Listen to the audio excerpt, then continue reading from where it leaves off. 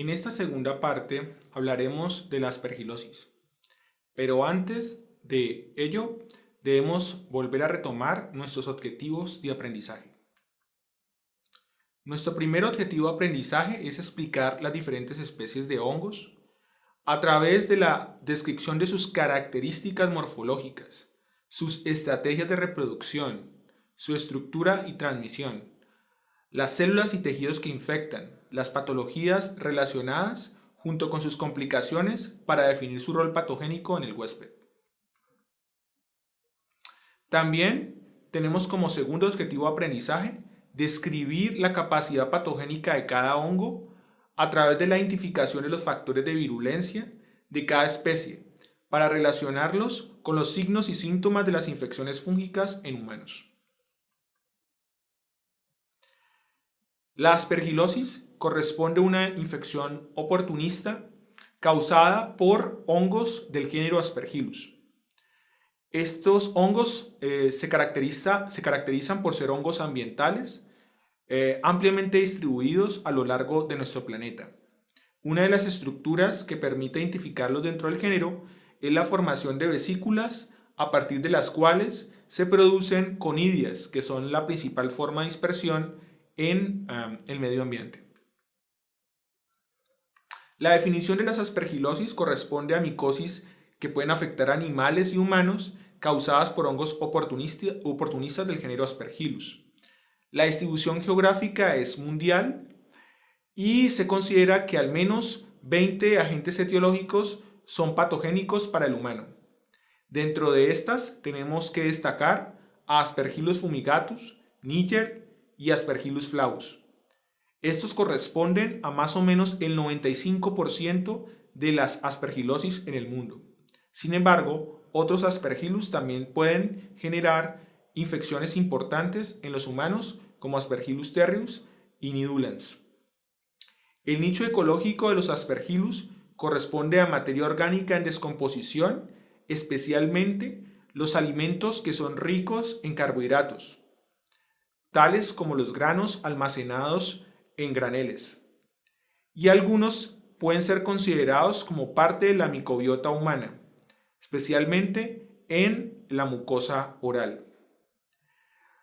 Dentro de las características que nos permite identificar a los diferentes Aspergillus están las estructuras de reproducción asexual, la vesícula que contiene o forma las microconidias que son liberadas al medio.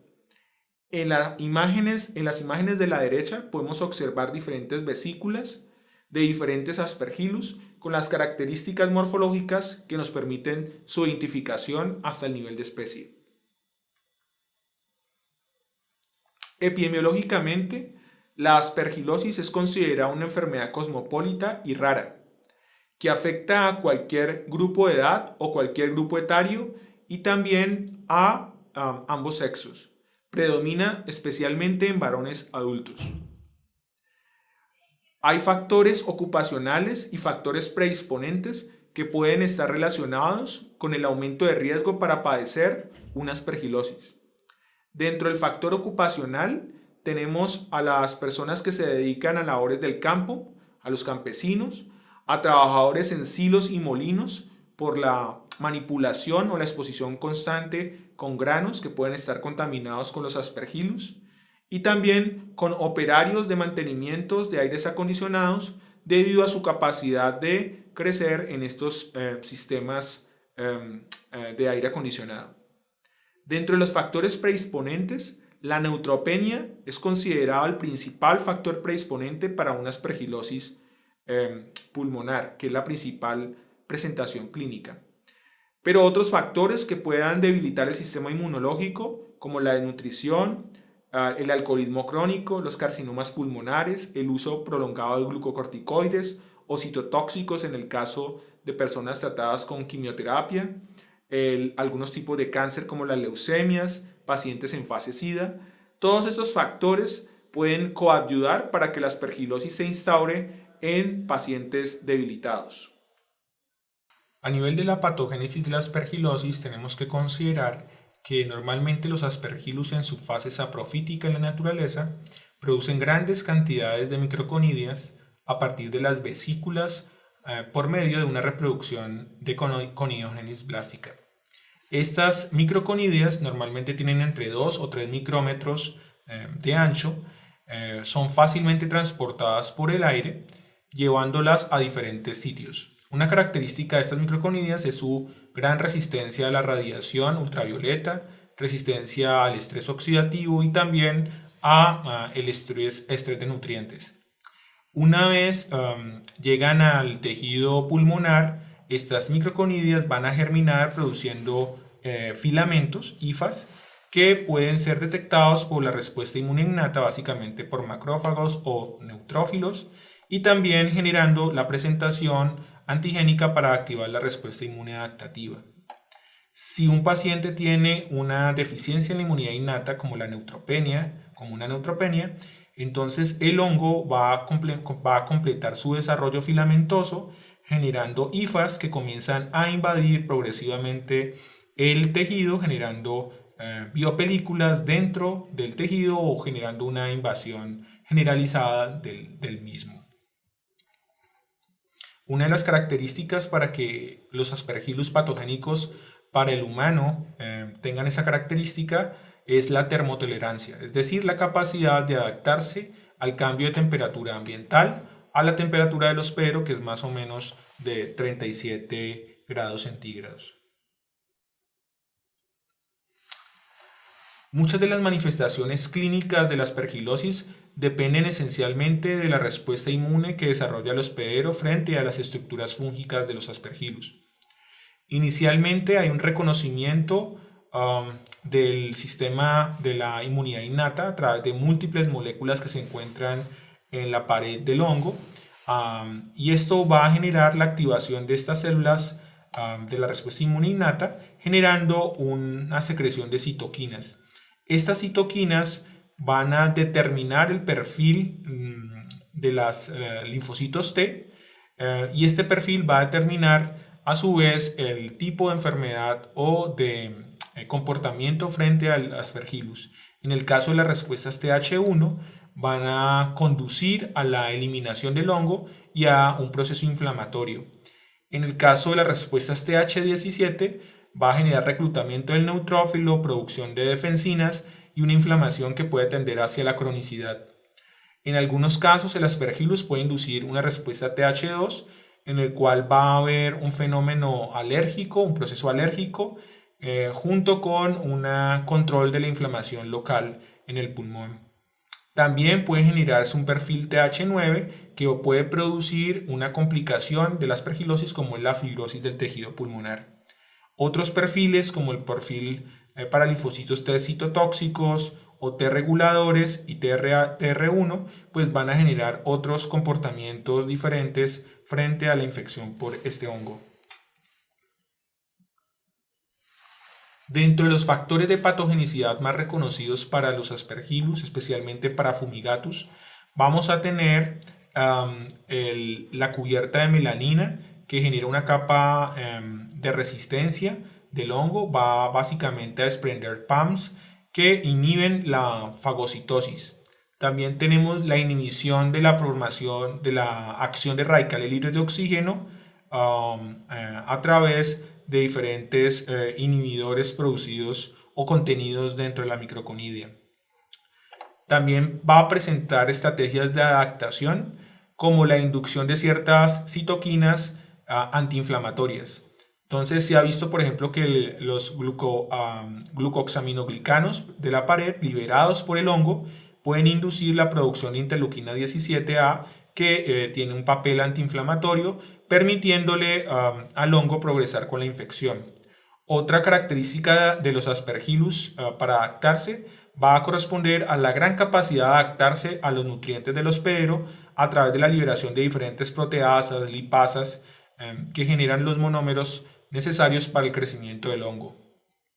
También corresponde a la adaptación, especialmente en la formación de aspergilomas, la capacidad de adherirse a la mucosa respiratoria a través de diferentes proteínas y moléculas de la pared. También vamos a tener resistencia, la capacidad de resistir a la hipoxia y el estrés oxidativo. Básicamente bajo ambientes hipóxicos y también bajo respuestas exageradas por la producción de radicales libres de oxígeno por las células del sistema inmunológico.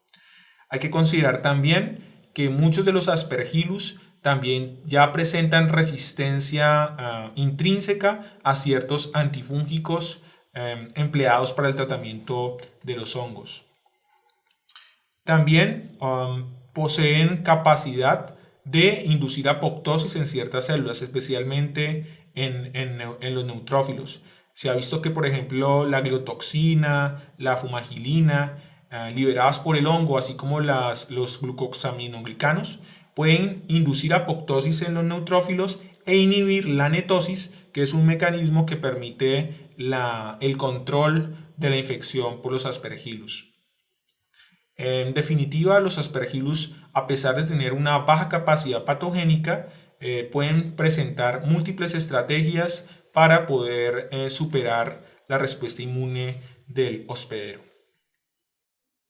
En cuanto a las presentaciones clínicas de la aspergillosis, las podemos dividir en dos: en la forma pulmonar y las formas extrapulmonares.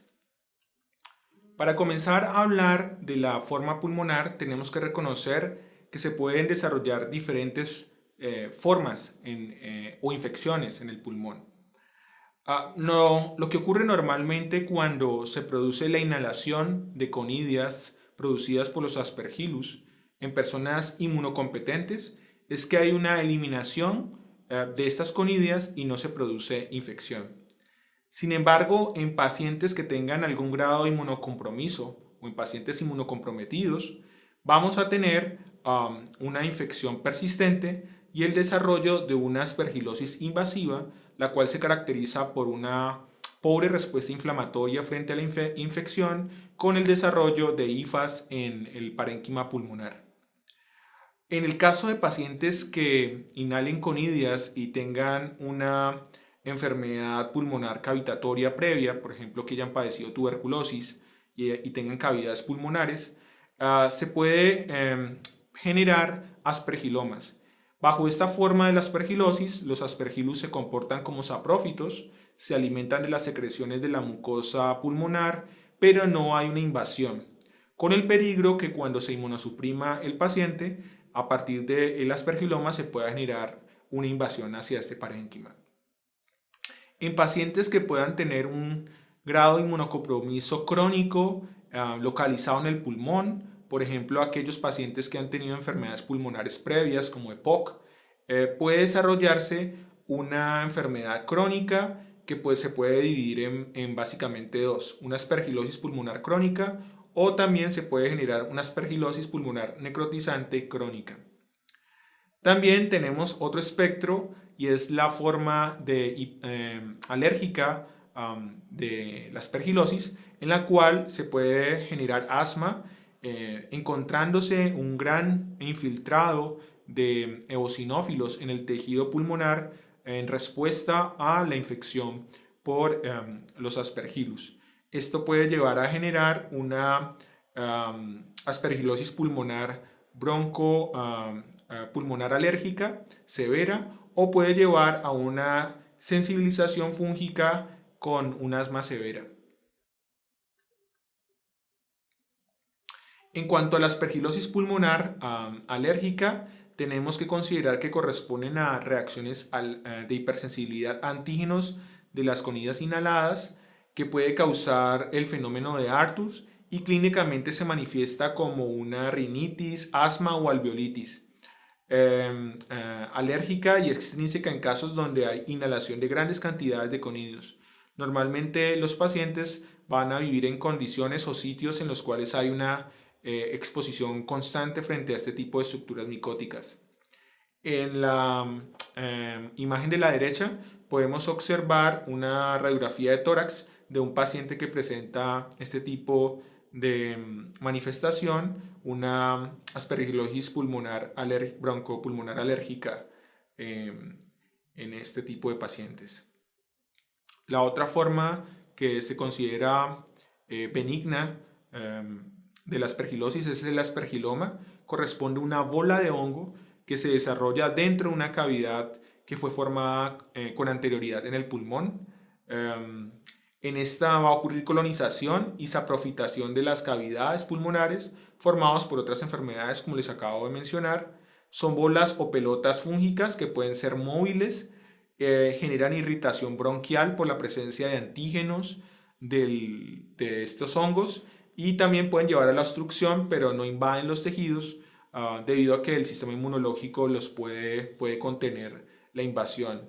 En pacientes inmunodeprimidos, a partir de este sitio, se puede producir una infección diseminada al resto del parénquima pulmonar. En la imagen de la derecha podemos observar dentro del círculo o la circunferencia roja, podemos observar un aspergiloma en la parte superior del pulmón. También tenemos la aspergilosis invasiva. Esta se produce con invasión del parénquima pulmonar con desarrollo de tos constante. Va a generar hemoptisis en muchos casos y expectoraciones mucopurulentas con fiebre moderada, disnea, astenia y adinamia. Usualmente se suele confundir con una tuberculosis. Sin embargo, se requieren estudios micológicos para observar pues, las estructuras invasoras. En formas avanzadas se produce trombosis de los vasos y necrosis localizadas.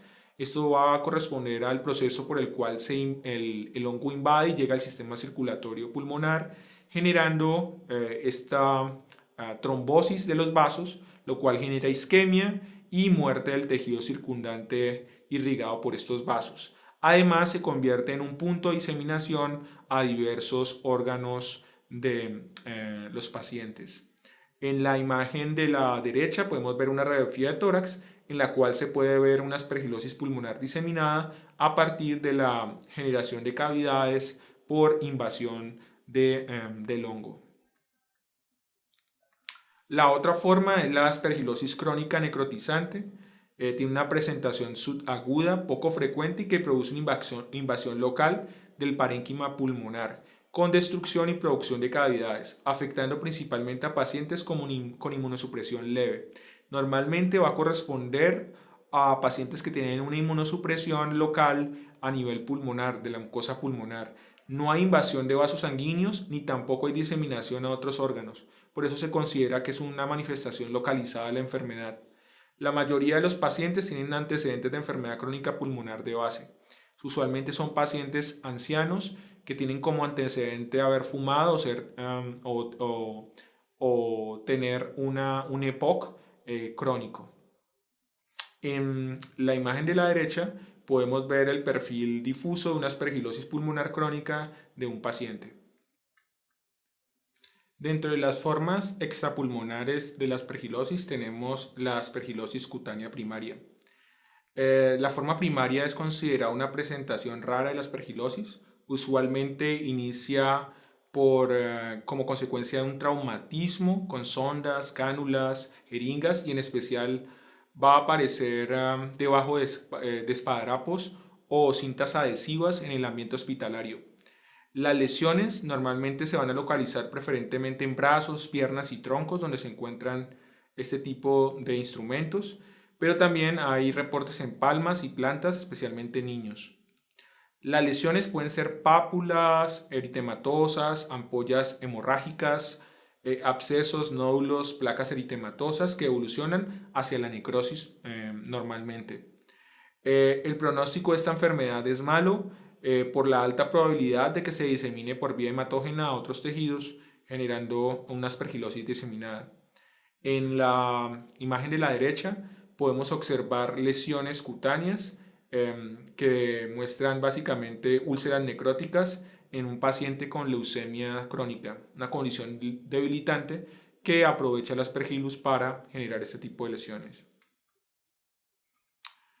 Otra forma de aspergilosis extrapulmonar es la aspergilosis diseminada.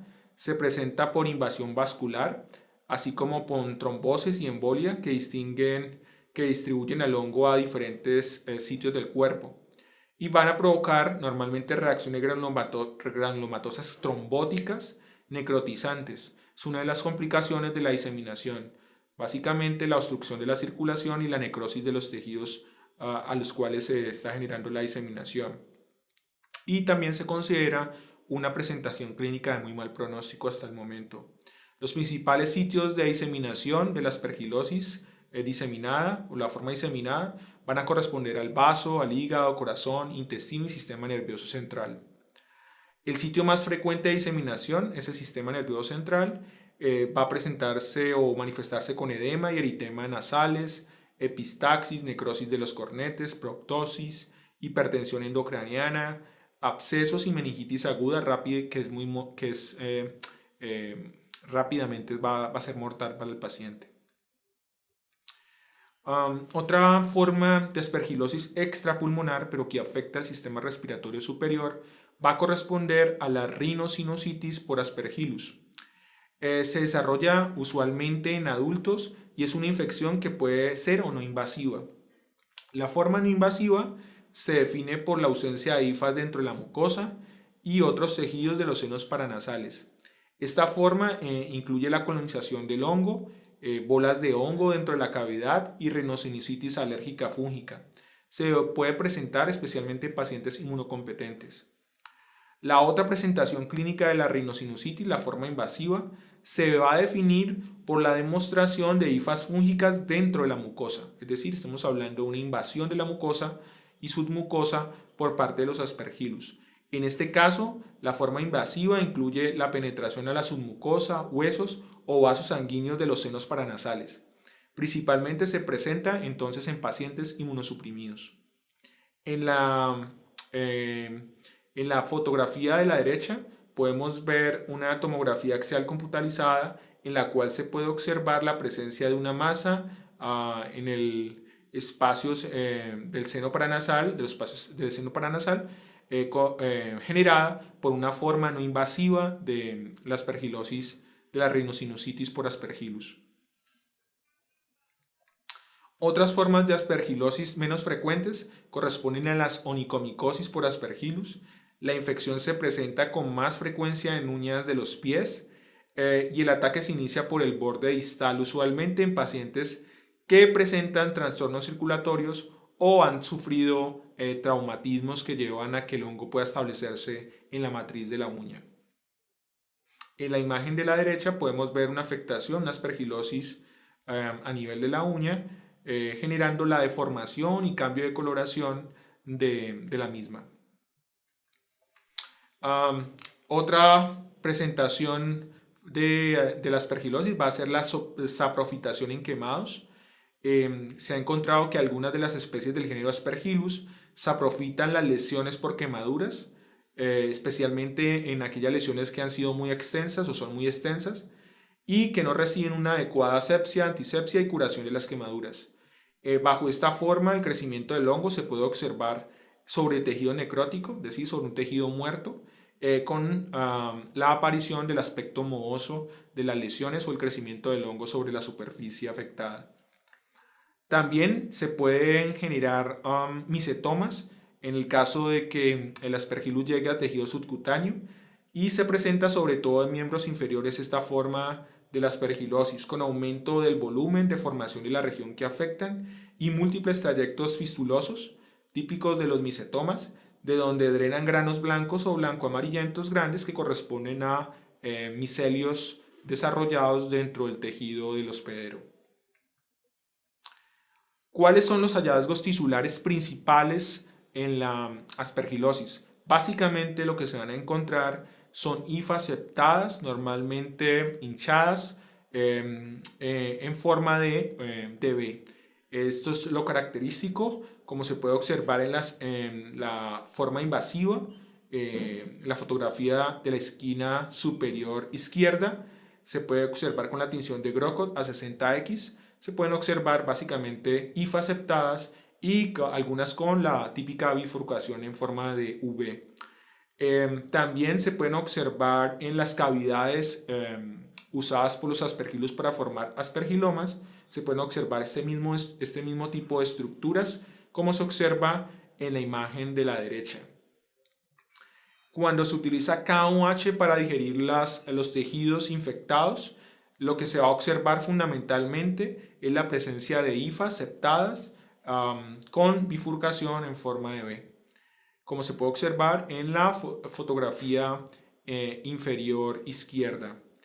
Y también ocasionalmente los aspergillus dentro de los tejidos infectados, especialmente en la presentación de aspergiloma, se pueden observar la cabeza aspergilar en la cual se produce las microconidias a partir de la vesícula que es encargada de formar este tipo de estructuras.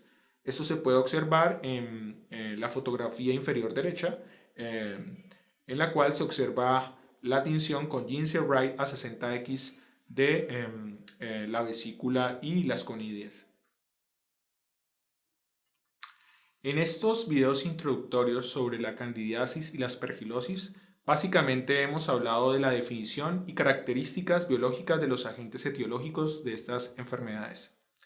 También hemos hablado del ciclo biológico, la fase saprófita y parasítica de cada uno de ellos, de la epidemiología de estas infecciones y de la forma clínica o formas clínicas más comunes de las enfermedades ocasionadas por estos hongos.